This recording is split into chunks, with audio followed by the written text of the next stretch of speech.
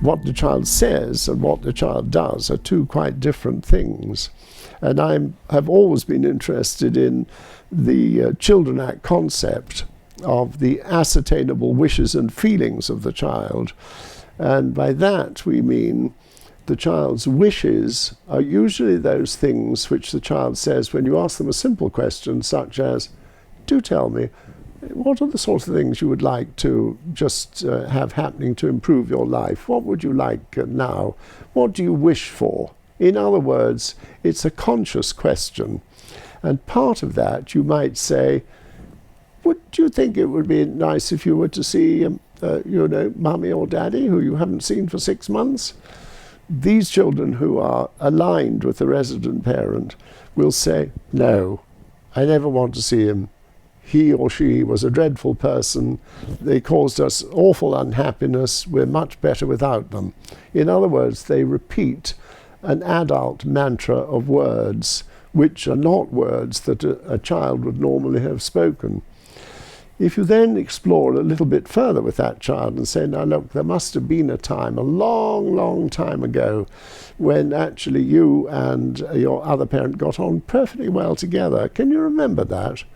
They would say, well, it must have been a long time ago. I said, well, let's go back to when you were about 3 or 4 and you had a seaside holiday, usually because I know about the seaside holiday from the mother or the father, whoever's the resident parent.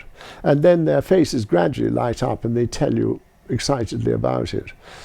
You then go back and say, well, what about seeing him now? And they clamp down and say, no, certainly not. And they say, all right, in this Saturday, I'm going to come and we are going to meet your mother or father together, and the social worker or the guardian's going to be with me, and we will go to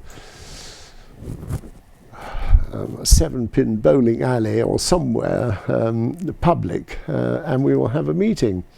And what happens when the child, who's not seen this non-resident parent for 6 months, walks in, almost always within a matter of minutes, they relax, they greet the other parent warmly, they're excited to see them, and they're really happy about it. Now, so it's essential, in my view, that whenever a child is being assessed over contact issues and where there's a parental alienation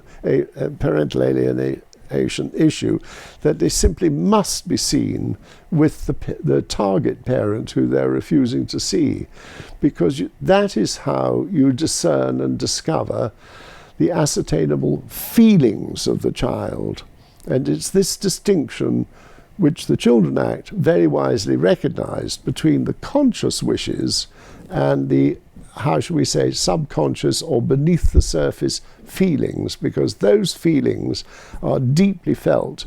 And a child who's been brought up by a mummy or daddy from 0 till 5 before the parents separate has got intense psychobiological feelings of attachment and warmth to that other parent. And what really is striking is that if you say to a child, however sad it may be and however cruel it may be, look, your mummy or daddy has died, and that's how it is. There's, say they die from an illness and there's a funeral and so on, that produces closure.